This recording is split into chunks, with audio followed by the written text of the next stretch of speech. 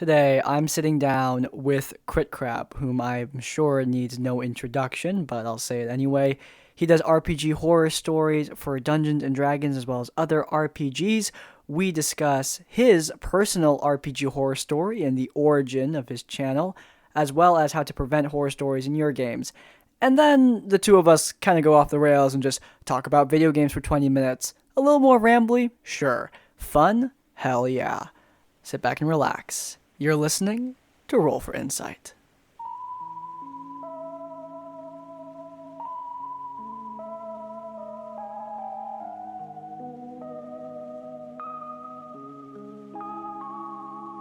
Hello, everyone, and welcome back to another episode of Roll for Insight. CritCrab, thank you so much for coming onto the show.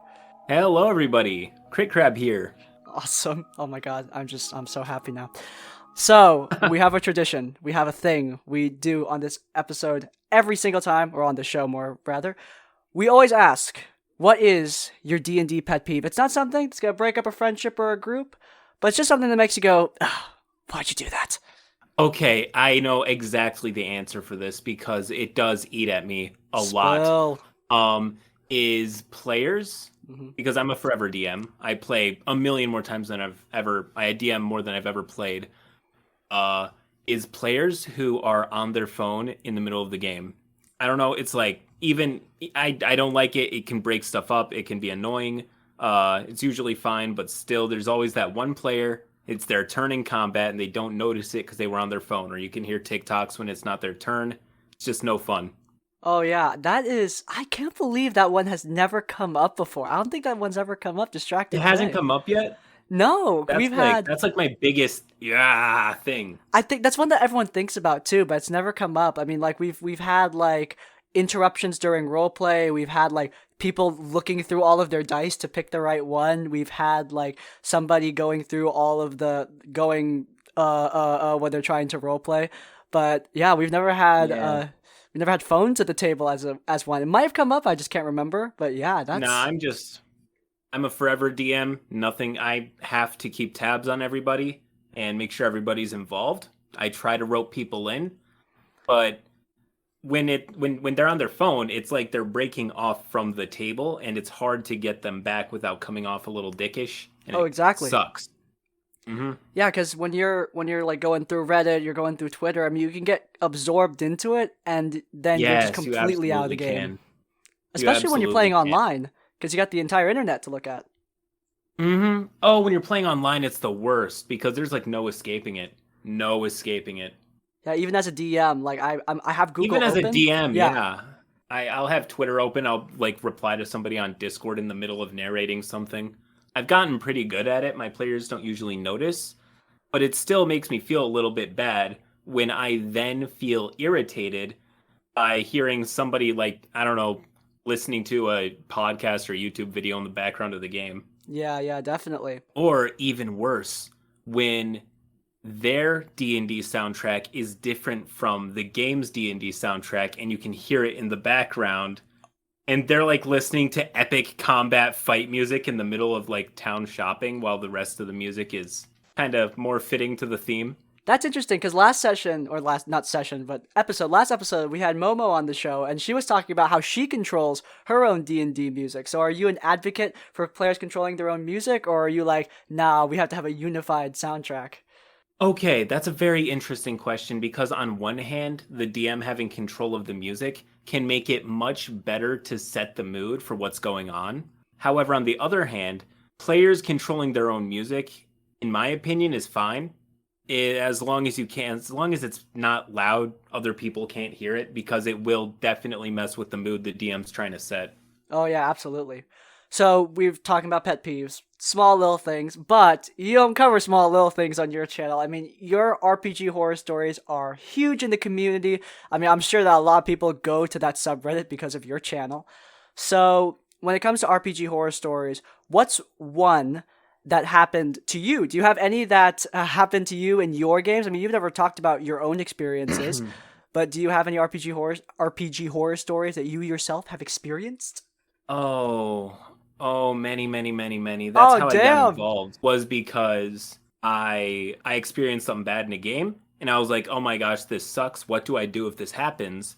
And I just do some Googling around, and then I find the subreddit, which at the time had less than 30K, maybe had like something in the teens K subscribers on their subreddit.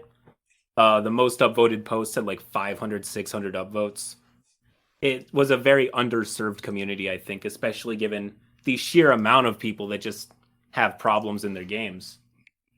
So what was that story? To answer your question. Yeah. Oh yeah, to answer your question, I never told this in a video. Oh yeah. Or on Twitch. Well, I told it once on Twitch. So I play D&D a lot at this game store. This is when I was first getting into the hobby.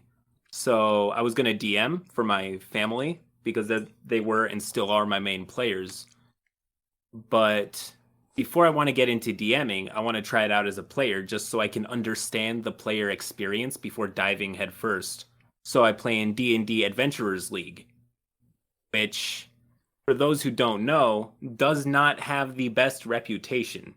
A lot of the times you catch people there who play in Adventurers League because they have nobody else who's willing to play with them.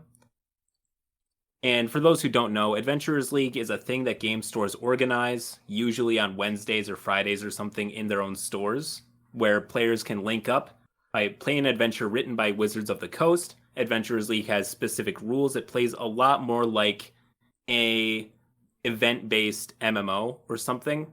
How there's not much of a roleplay isn't much of a factor. Story isn't that much of a factor. It's more about diving in dungeons, killing things, collecting loot, leveling up, and moving on.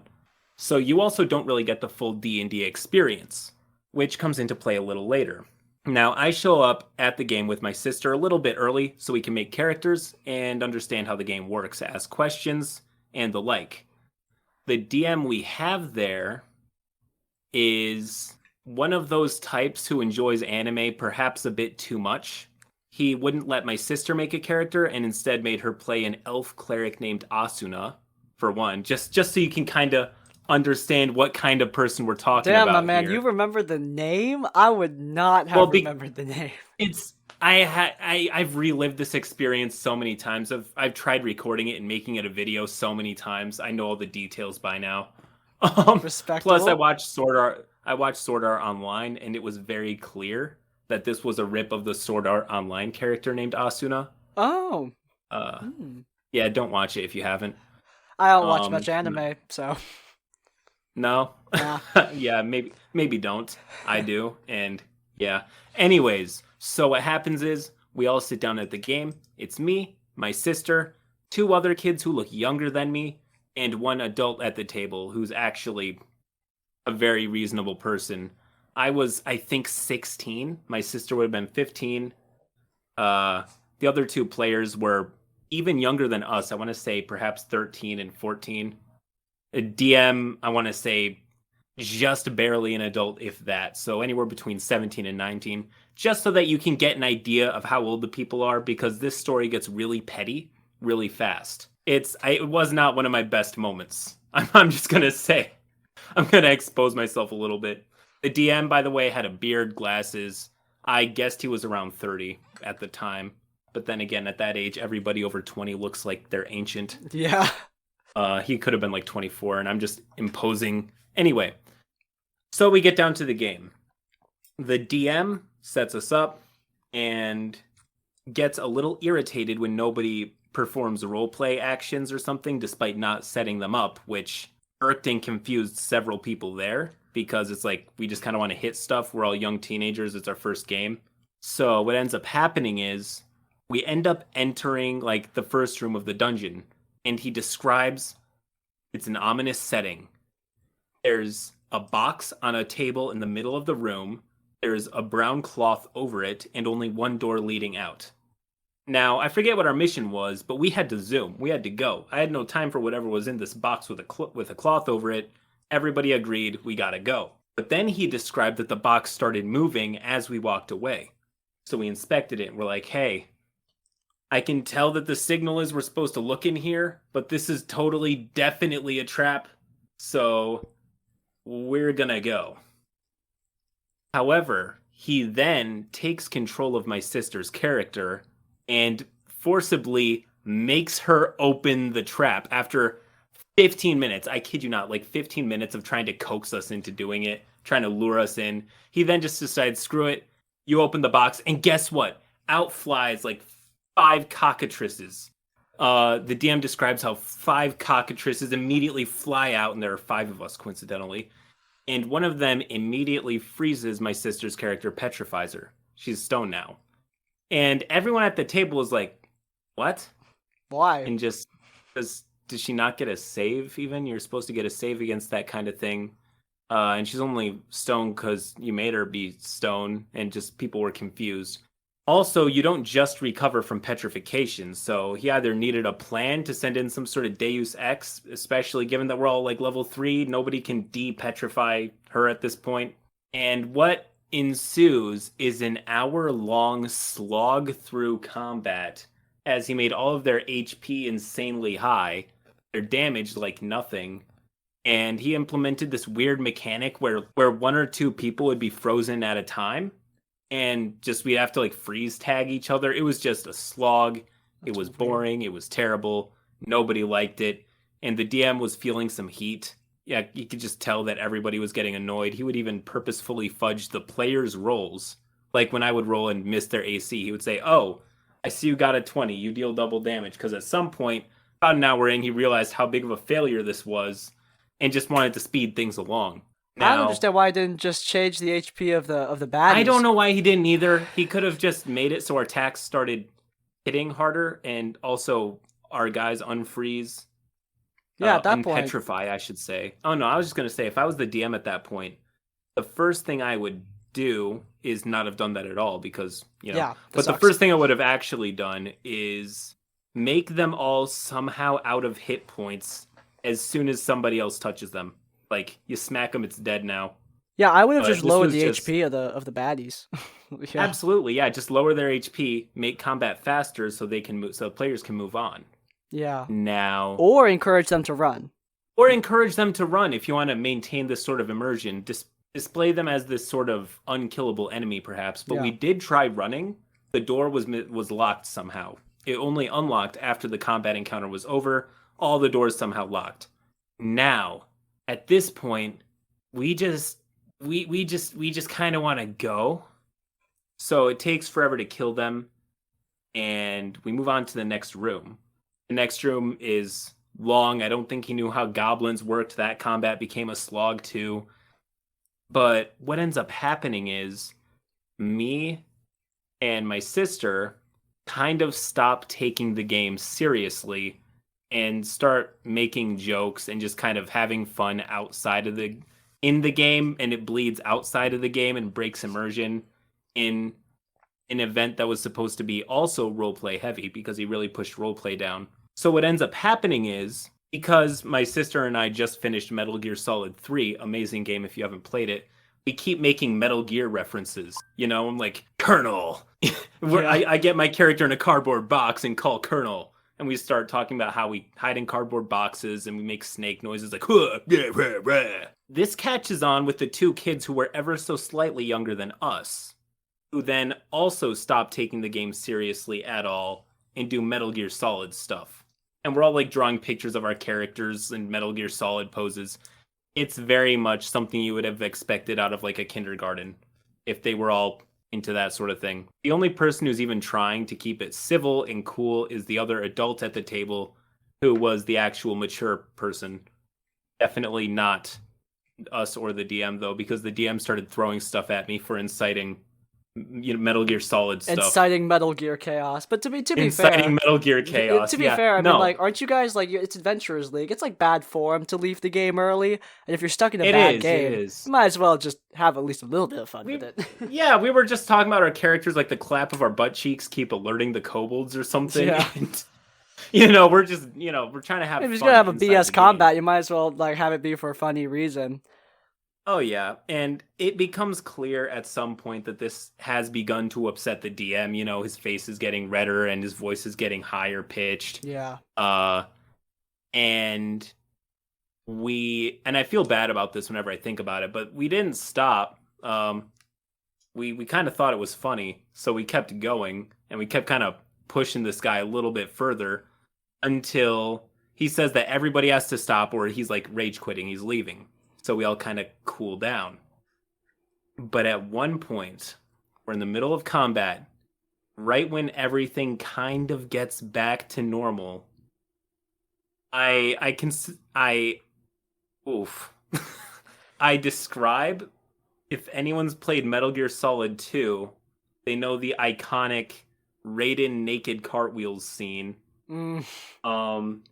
And I describe, like, I don't say my character does naked cartwheels because that would be weird and gross, but I do make my best Raiden impression. I'm like, I'm gonna do a cartwheel, and I'm just like, Snake, look at me go.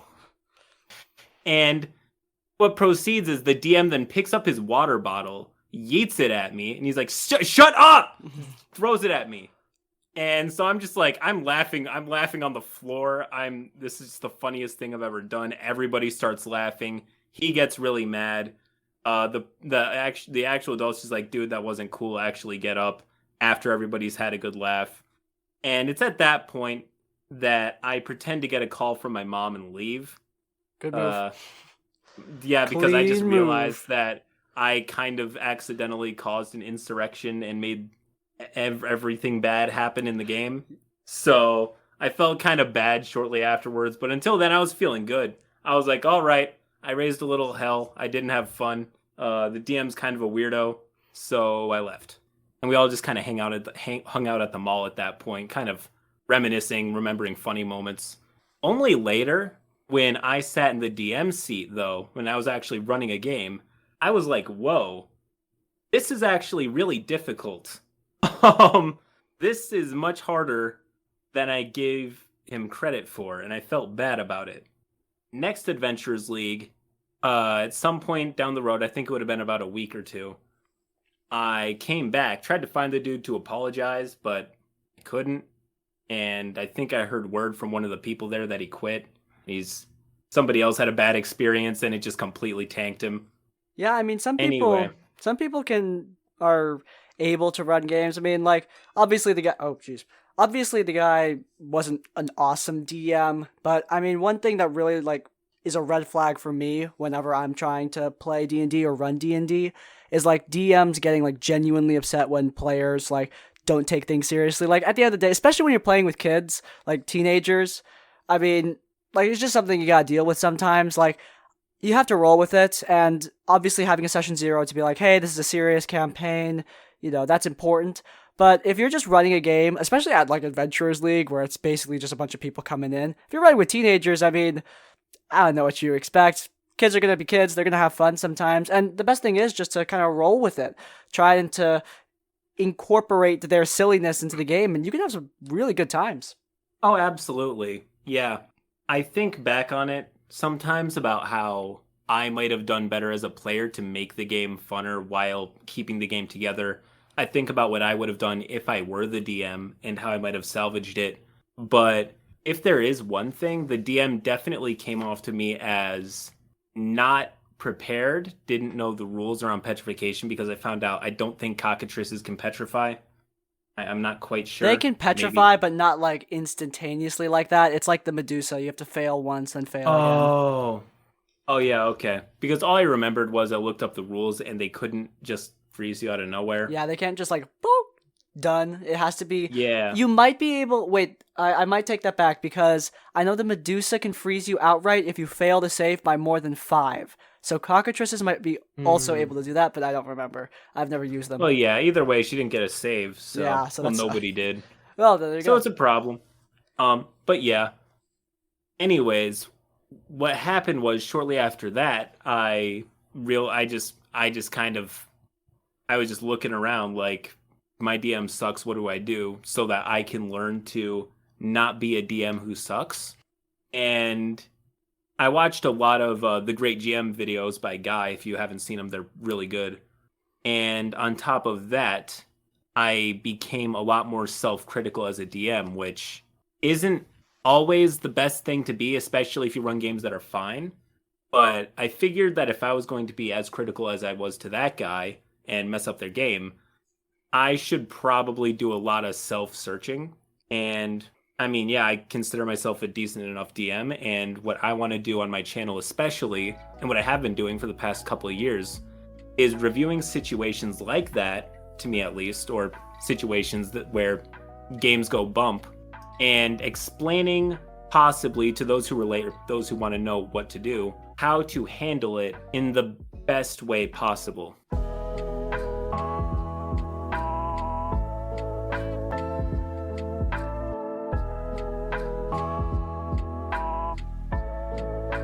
Do you have any advice for people who are in that rut where they're very self-critical, they want to be good DMs, but maybe they're taking it a bit far, like they're suffering from some sort of imposter syndrome? Like a lot of DMs have that problem where they are so incredibly self-critical that, I mean, they could hardly run the game afterwards. I mean, you've heard that Dming Hangover where you finish the game and then you Oh, run the whole session through absolutely. I your know head. it too well. I Yeah. know it Do you all have too any advice well. for people for avoiding that? Because it's a really unfortunate situation.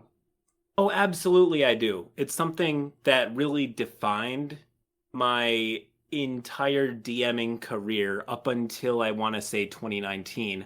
I was really self-critical. I really didn't like however I ran games. I wanted to be a lot more like this is before it had a name, but I definitely had what is now called like the Matt Mercer effect, where I'd see games being run by all these talented DMs, and I would feel inferior or not good enough because I couldn't run games like that.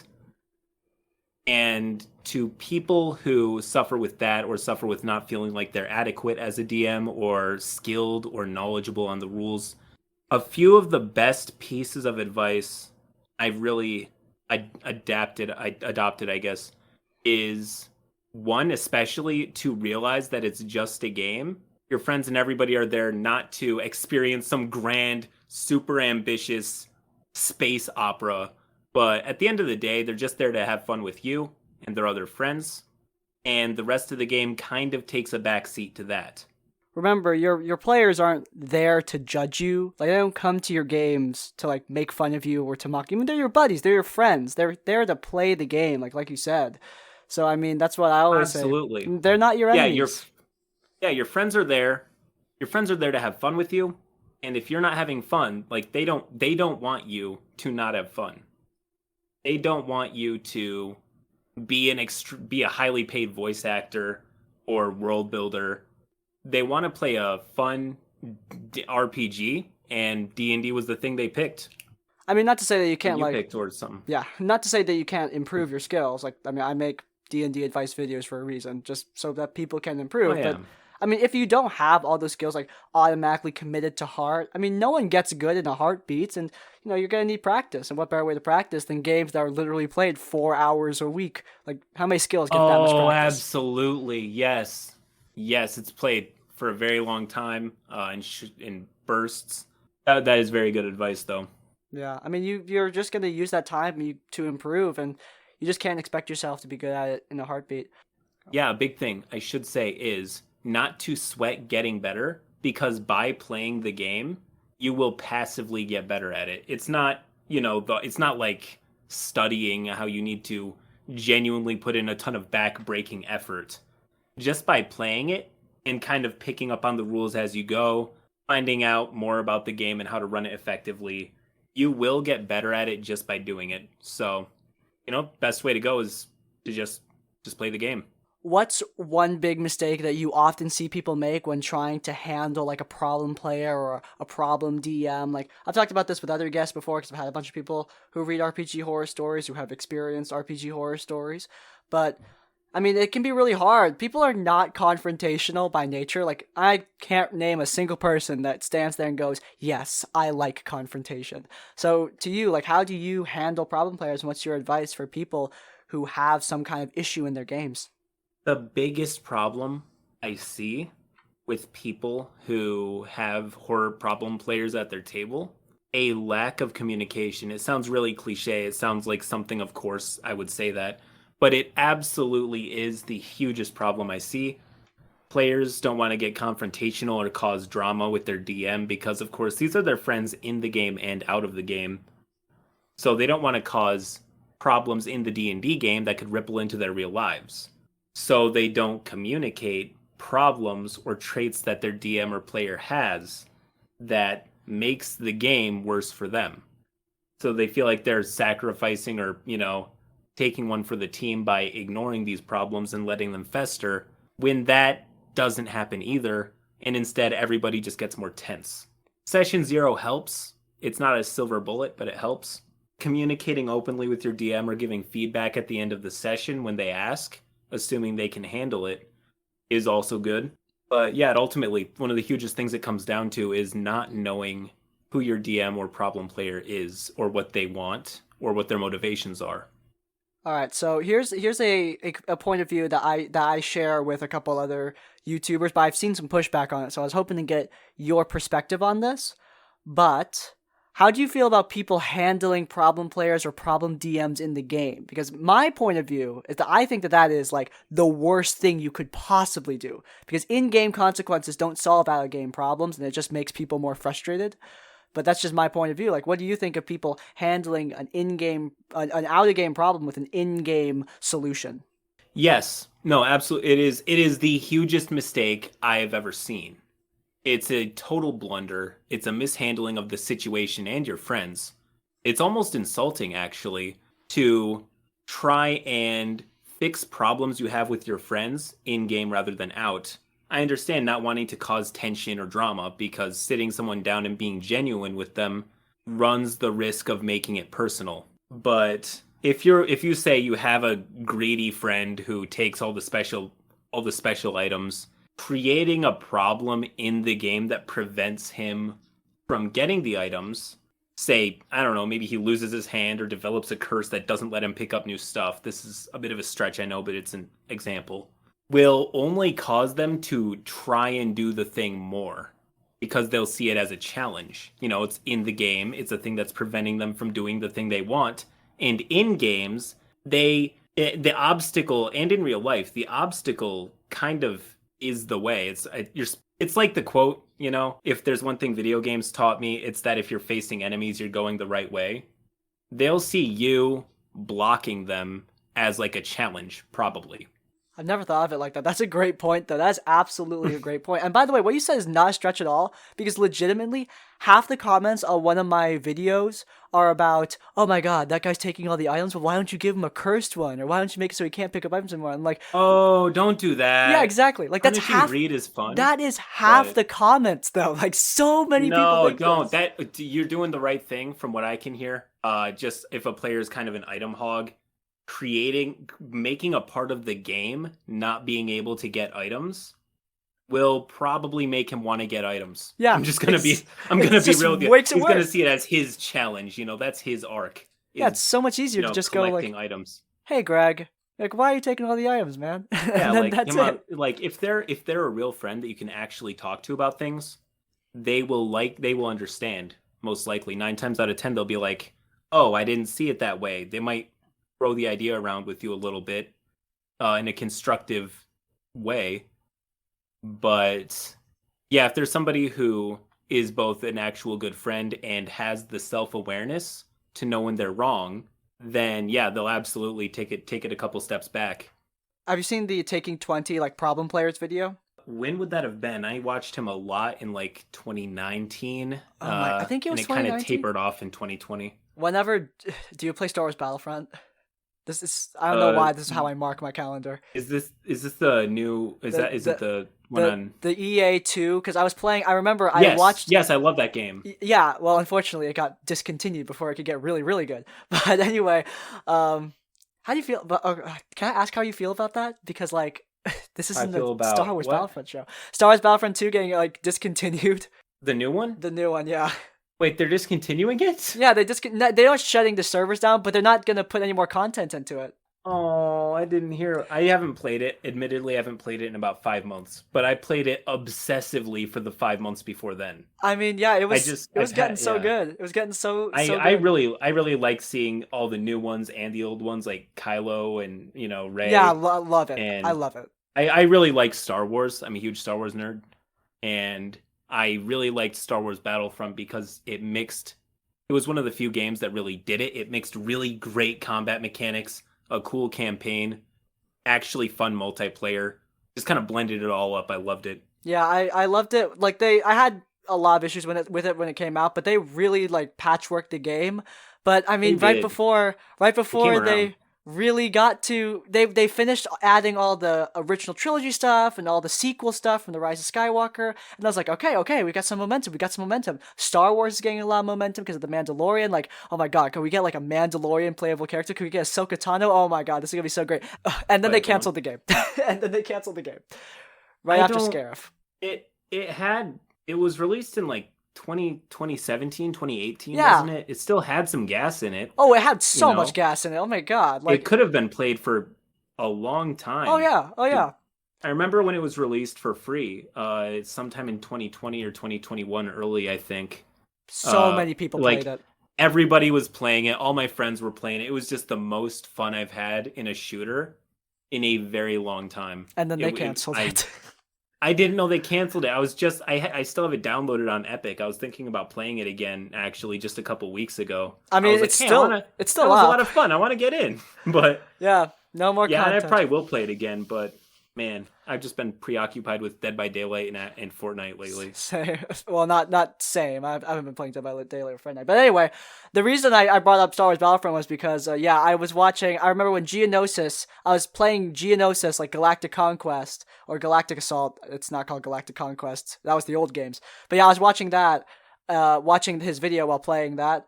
And that means it was like 20, I believe it was 2019, 2020. But he mentioned during his video on Problem Players, he was talking about like how things like min-maxers and spotlight hogs, like really, they are some of the most, probably, I mean, if we're going by like the way they're thinking, probably some of the most reasonable people you could deal with, and trying to punish them in the game. Involved. Yeah, trying to punish them in the game it'll just be a bad idea.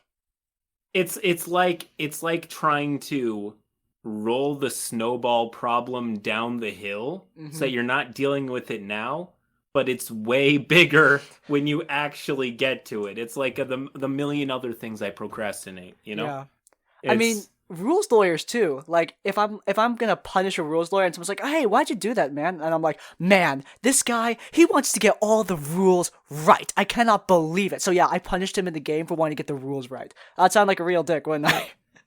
Yeah, no, absolutely. A lot of problem players, a lot of them are really reasonable, really okay. They're your friends. It's just that there is something about the game they're not internalizing, or that they don't understand. Or maybe they're, not as self-aware as other people, or they are more prone to taking liberties than other people. But at the end of the day, they're there to have a good time and hang out with their friends, and they can be reasoned with. You wouldn't know that by watching my videos where everybody's like the worst person ever. Yeah, same here. Most of the time you start a D&D game with your friends, you're having a good time, but one person just really wants to be in front of the camera all the time, or they have a really cringy character that they insist upon playing. Yeah. You can usually just reason with them a little bit, and just, it sucks to have to tell people that what they're doing sucks, especially if you care about them and they're your friend, but it's something you kind of have to do. Or there are times when you genuinely make mistakes as a DM, like killing off somebody's player unnecessarily. That one stings. Yeah. You feel like you've actually murdered a person after that. As a player slayer, I have about 3 of them under my belt, I think. I've had to pull the trigger on, I think, 3 characters. Ooh. They all came back. Hurts. They came back. None of mine did. It was intense. It was an intense moment. There was screaming. Oh my gosh. It's so bad. Yeah. No, one of my players died in, I think, the dumbest way possible. This is a person who was a lot like me when I started. He didn't really care. He was just there to have a meme fun time. And I would have disliked it, and I was sometimes annoyed with him. But of course, I remembered that when I was in a game, I took it not at all seriously, and I just messed around. So I took it easy on him. He was also younger, so it's just what it was. Yeah, it is how it is, especially like what we said, especially with kids. Yeah, at the very end of the game, because like he was memeing around, but he had a concept of mortality and didn't get himself into more trouble than the other people could pull him out of, which was kind of annoying to them. Yeah. But what he does is, at the very end of the campaign, They're in the big citadel. They just closed a portal. There's blood everywhere, tons of dead people, but the party came up victorious. One of them was dead, but one of them was dying, I should say, in critical condition and being healed. What this little guy does is he just says, okay, well, I sit on my shield on the very long railway down like a million steps, and I just slide down there. I see how fast I could go. No, he was in a wheelchair. And he just said, I just want to slide down the extremely long railway. Dead. And yeah, no, I was just, normally I might have pulled a string or two or let the party try to save him, but they were just done with it. The campaign was over. They hit level 20. They finished off the campaign. Hey, level 20, he might survive. Is he if he was a barb, I think he would have survived, because I don't think they can. No, he wasn't. Oh well, then that's not good. No, he was I think he was a ranger. Oh. But yeah, no. What he does is he and this is like a mythically long stairway, right? It's like it goes up in a huge mountain straight down. Has like a super long concrete like railway sort of thing, not railing, but like the kind of. The Greybeards anyway, gets in his wheelchair. Modernized their system. Yeah, exactly. The Greybeards modernized. The modernized Greybeards, and he gets on and just tries to grind all the way down it on his wheelchair. And I tell him like, hey, there are 2 large like angel statues at the bottom of the stairway. You're probably gonna kill yourself if you try this. And he's like, I'm gonna do it. I'm gonna do it. I'm gonna do it. And he thought his friends would save him, but I just describe as he passes his athletics check to stay balanced or acrobatics, and he does. He just watches and he's like, guys, are you gonna save me? And they're just like, nope. And he's just screaming as he's going down until I describe at the very end how just past their sight, they just see a tiny speck break off into 5 smaller specks into different directions on their way down. They see a bunch of pieces of dwarf and broken wheelchair, and it's just horrible. But they were laughing. Yeah. Because they're just like, well, he finally got it. Finally got what was coming to him. Rest in peace, Ranger. He did Rip it. in peace. He did it. He did it. He did it in the end. No, but that's like one of my big D&D pet peeves. I never get to talk about this. But yeah, one of my big ones is like, look, if you're playing a dumb character who's doing a dumb thing, I think that's okay. But you better not complain when that dumb thing bites you in the ass. No, absolutely not. No, he was a little bit upset when nobody was going to save him. I shouldn't say upset. I should say surprised. Yeah. But I credit where it's due. He took it like a champ. We explained before that this was the last session. So he kind of just pulled his riskiest, stupid stunt. Aside from like jumping into a dragon's mouth so his friend could pull him out. He was just testing. He was testing fate the entire time. And that was his character arc. His character arc was testing death and then finally getting killed. I'm curious. That was his thing. Because we've been talking about like jokey campaigns and we've been discussing like different kinds of problem players. Well, one of the ones that I haven't talked about yet is like the peanut gallery player, because the guy who, takes the serious campaign and makes it a lot less serious. I mean, do you prefer serious campaigns, or are you like the guy DM who's like, beer and pretzels, let's sit down, let's do it? Nothing wrong with either style. Of course, both are completely valid. Absolutely. Yeah. No, I've tried running serious campaigns before. I've done it, but the campaigns that really stick and my default DMing style is a lot more lighthearted. I would say PG-13. I almost never get into seriously hard topics. Most of my games are PG-13, I would rate them. Kind of like a bloodier adventure time would be a smart way to put it. Sounds awesome. Mm-hmm. Oh, yeah. Me and my players have a great time, and that is that. Yeah, no, and exactly, like, I find the real RPG horror story of the D&D community is how many people are like, no, D&D is played like this, with this amount of role-playing, or this amount of... Like, absolutely. Or this serious just like tone. They're measuring cups, oh my God, they measure man. fake facts. No. There's no right or wrong mix of role-playing combat. D&D is special in that you could play it entirely as just a dungeon crawler, where you collect loot and gain power, and it's an amazing game. Or you can play it as a game where there's very little combat and it's mostly just political intrigue and backstabbing and betrayal. And it also functions really well. Of course, there's always a mix in most every game I've seen, where mine err on the side of clubbing things and having fun. Yeah, and mine are more But yeah, roleplay focused. Both are completely, absolutely, yeah, both are completely valid. absolutely.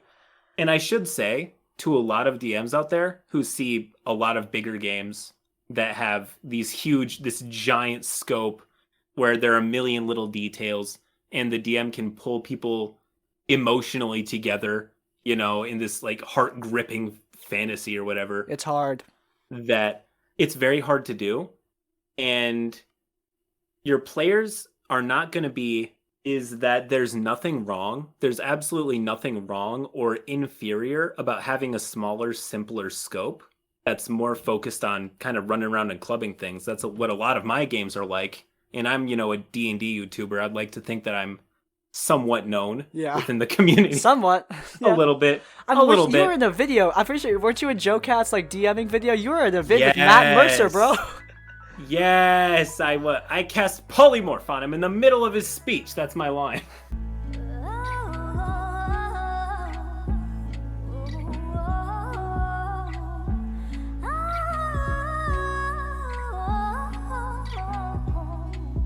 Joe Cat's amazing. I love his videos. I've seen all of them.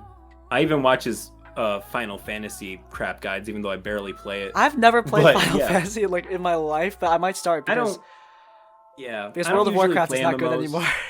No, I played World of Warcraft obsessively as a kid.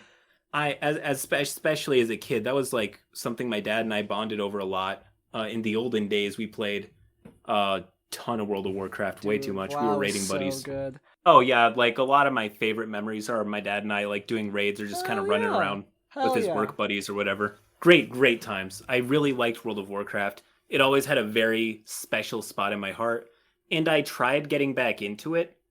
And I want to say March through June 2020. But Shadowlands at that point, right? It was right on the cusp of Shadowlands being released. Oh, even if it was Battle for Azeroth, not much better. No, yeah. If it was Battle for Azeroth was better than Shadowlands? No. I mean, was it? Was it because I was invested in that? I didn't like Battle for Azeroth that much. Okay, so here's the thing.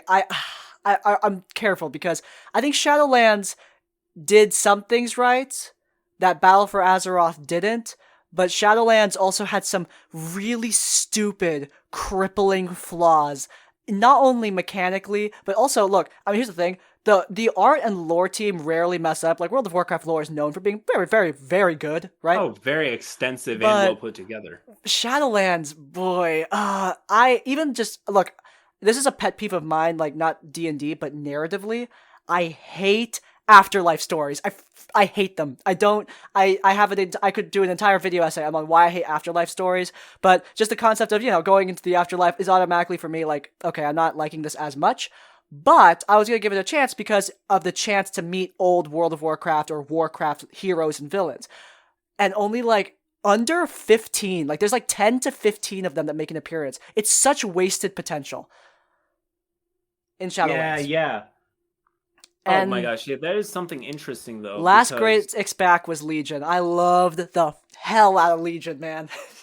Oh, was that the Legion? 1 second. That was... Illidan's coming back, Burning Legion invading Azeroth, Broken Isles. That shit was my jam. It was so good. Oh, yeah. No. World of Warcraft, it did so much right, but oof, I couldn't. And now with the news on Activision Blizzard being what they are, I just, I canceled my subscription last year. Wasn't planning on going back, but especially after that, I'm like, ooh, I'm also going to quit StarCraft now. I just can't do this anymore. Same. I quit StarCraft. I'm so mad about it. I love StarCraft. I love StarCraft. I love StarCraft. Okay, wait, hold on. This will determine if this episode is getting posted. Who is your main? Protoss. Zerg.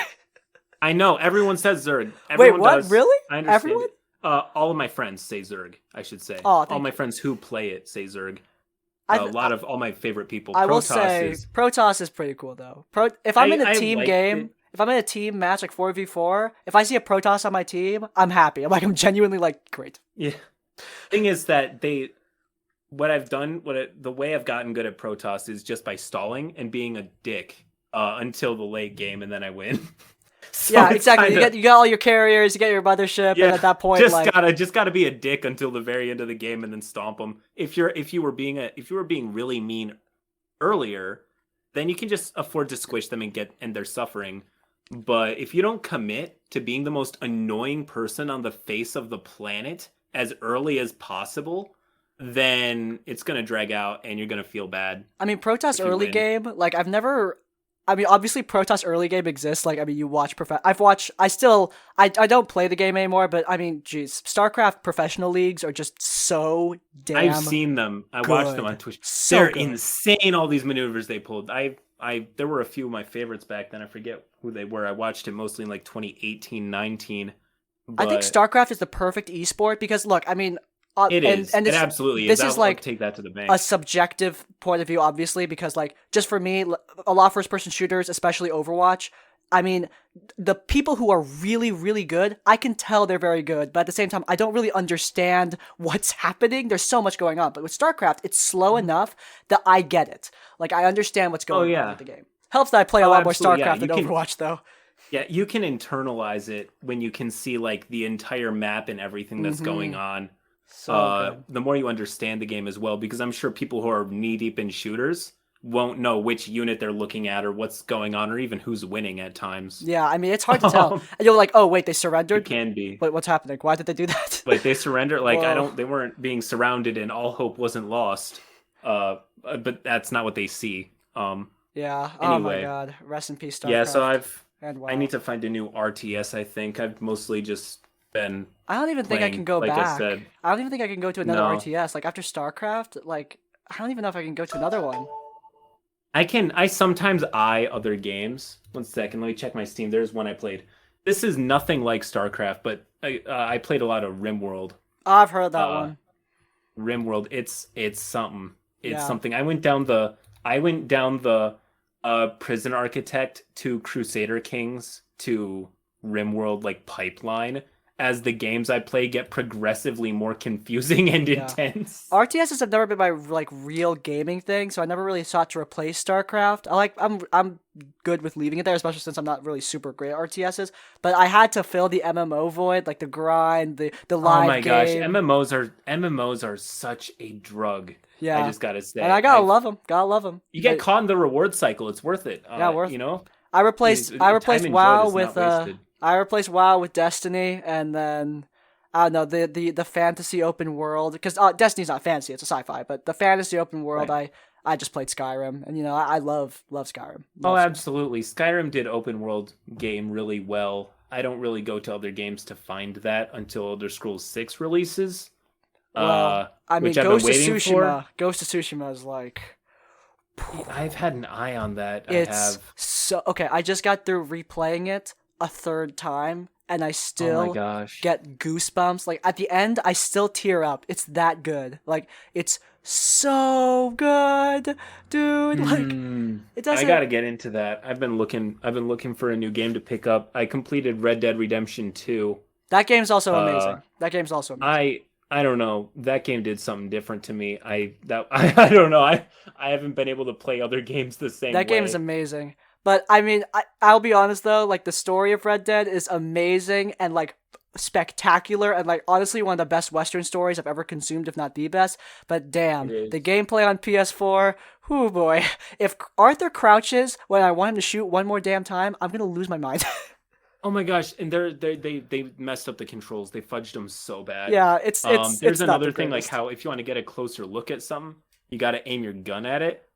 And I just have to be like, I don't want to shoot you, Yeah, dude. exactly. Oh my god, thank you. Arthur's just like aiming his gun at his friend, like, I just want to get a better look. got this man. That's why I was happy. Like Mm. obviously, I love Red Dead. It's Red Dead 2 is like an amazing, spectacular, phenomenal game. But I was honestly is. happy that God of War beat it just because it's game of the year, and that means I usually will prioritize gameplay when I'm thinking game Oh, I of the do year. that. Yeah. So yeah, God of War. When it comes to gameplay, like it's for me, it Here's wasn't the even thing. close. A good story is determined by the entire thing from beginning to end and all the themes and perhaps symbolism or allegory or whatever.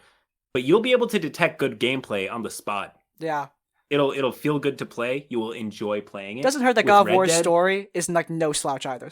God of War has a great Oh story. no, absolutely no. That's another big hurt. point. God of War's story. I'm just comparing raw gameplay versus story.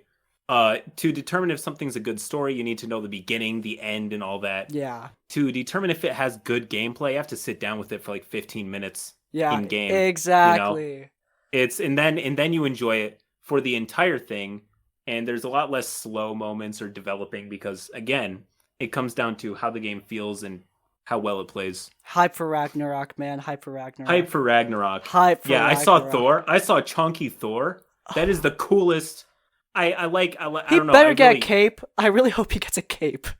I want him to get a cape. Cool, yes. Capes are cool. I don't know. He had a cape in the thing. In the like preview where he's like he's gonna be dope. I don't know. I saw the picture of Bulky Thor, I was like, that is the coolest version of Thor I've ever seen. Thor. I don't like the pose he actually looks. I like the pose he's in, but I'm sure like in motion he'll be a lot like, yeah. He looks intimidating. You know who I love though? The design that I love more than Thor, Freya, evil Freya. Oh, with the black eyeliner like running down her face and the tattoos and everything. Oh, she looks awesome. Yeah. Hype oh my gosh. Yeah, no. I can't wait. This game's gonna be really cool. Also, I cannot believe the voice actor for Atreus is the same kid from the first game. He went through some serious puberty, like in real life. Oh. Oh yeah, no. It really makes you feel how long it's been. Like, when did God of War 4 drop? 2016, and it was in dev for like for not judging, like take as long as you need to take to make the game good, but like Cyberpunk. Oh, yeah. But yeah, no, we don't want that. And that wasn't their fault. To be fair, I'm sure that was some exec's fault, but it was shareholders. It was shareholders. Yeah, you know. That's my conspiracy theory. Capitalism. It's not even a conspiracy theory. Like you need to read Jason Schreier's article on the failure of Cyberpunk because he goes into it. Here's his report. What happened was the devs called like the board or the shareholder. I don't know. They called the higher ups and were like, okay, we're going to have this game done. We're eyeing like Q3 2021, Q1, Q2 2022. That's when we're probably going to have it done. And then they get to E3. Keanu Reeves goes on stage and it's like 2020. And the devs are like, what? Excuse me? That's horrible. What? That's so bad. They found out at E3. They found out the people who are responsible for making the game found out at E3. Yep, with everyone else at E3. What? With Keanu Reeves. And I didn't know that. Yeah, and a lot of them are in the audience, so they have to. So I'm sure internally their jaws must have dropped. They must have been crying like, I'm going to give up on my families. Like, he's sitting there crying, and it's just like, great news, I know, right, buddy?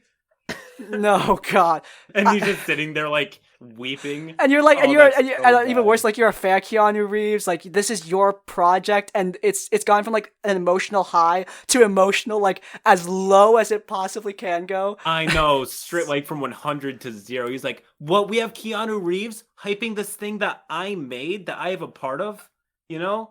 And then it's just like 2020, and then dead. Like I want to die. Literally. Rip. Oh my God. Anyway, Dungeons and Dragons. Anyways, Dungeons and Dragons. This obscure game. I've heard a little bit about it. Yeah. I heard that it was satanic. Were we supposed to be talking about Dungeons and Dragons eventually?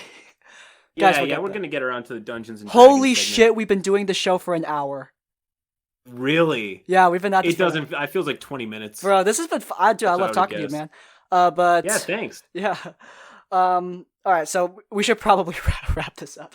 Okay, look, you're a DM, you're a forever DM, and I know this question is stereotypical, but everyone gives a different answer to this, which is why I always love asking it. But if you had to give one piece of advice to dungeon masters, old or new, it doesn't matter, just people who want to DM, what's your big piece of advice? What's one thing that you learned that you wish you learned earlier? Oh, for me, this is an easy thing to answer. Because I've thought about it a lot.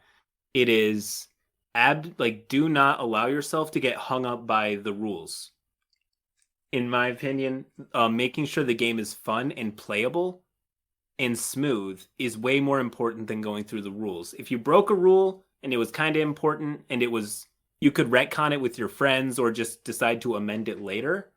But for me, I mean, I know a lot about the rules. Over the years, I've been DMing 5e since like 2017, 2018. And I have a very loose concept of the rules. My games are drag behind the shed, butchered version of 5e, barely recognizable. We've house ruled it so much or just patched it up. And that's the way it should be. Me and my friends have a great time. And a lack of understanding around the rules should not stop you or your table from enjoying this game. Hell yeah. All right. At the end of the show, we've got to ask one last thing we've got to do. Roll out the red carpet, so to speak. CritCrab, what have you got going on this week?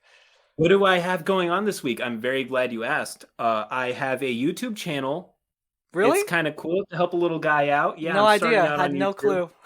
His name's CritCrab. He's also me. He likes to be a crab on the internet.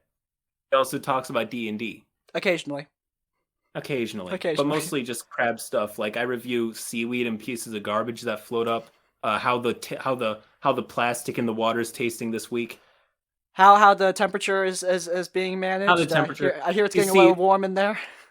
They talk about the oceans going up and like consuming the land. I personally don't think as a crab that this is my issue. I think you guys can sort this one out. Yeah. This is more beach for me. More water, more space to evolve the giant crab we keep under the below low. Hail Ukatoa. Ukatoa is actually not a serpent. It's actually been a crab this whole time. Wait, what? What? 1 second, I gotta Google this. Ukatoa as a crab? That's a joke, mate. Oh man! You got my hopes up. I was like so ready to go blast this all over Twitter. That was a joke. Oh man, you broke my heart. Now I'm crying. Look what you did. Look. Look what you did. We can call Matt Mercer and be like, "Hey man, I can call Matt. I think I can call Matt. No, I can't. Call Joe Cat, then he'll call Matt. I'll call Joe Cat. He'll call Matt and be like, "Hey man, this little crab guy, he's crying right now. Ukatoa the least you could do is recall Ukatoa. Give it a claw, maybe." I thought you were saying like it was a crab that was like that had octopus tentacles or something. You thought I was being serious? I'm gonna be honest. I don't know that much about Critical Role. I watched the first 40 episodes. That is a lot of episodes. What do you mean? I didn't watch that much. Oh, I watched literally like 160 hours of their content. That's the problem. Okay, like look, I love what they do. I love the people who do it. I follow them on everything. I'm gonna watch the animated show when it comes out. But I cannot have time. I wish I could. Same. I really do, because it's such a good story, and I watch clips and keep up on Critical Recap. Yeah, great job. Shout out to Critical Role, another small channel. Project. Probably haven't heard of them. Gotta help out the little guys. That's what we like to do here in the tavern. Yep. That's what we like to do. All right, if you guys enjoyed this episode of Roll for Insight and you want to let me know, then please do leave a like. If you want to see more of our content, then please do subscribe to Crispy's Tavern and subscribe to CritCrab. He makes awesome content. If you're on the podcast platform, rate and follow. If you want to leave your own thoughts, go down to the comments down below. If you can't think of a comment, leave the comment sidetracked, because that's what we did this episode. In essence, like, comment, subscribe. We will both see you all next time. Farewell.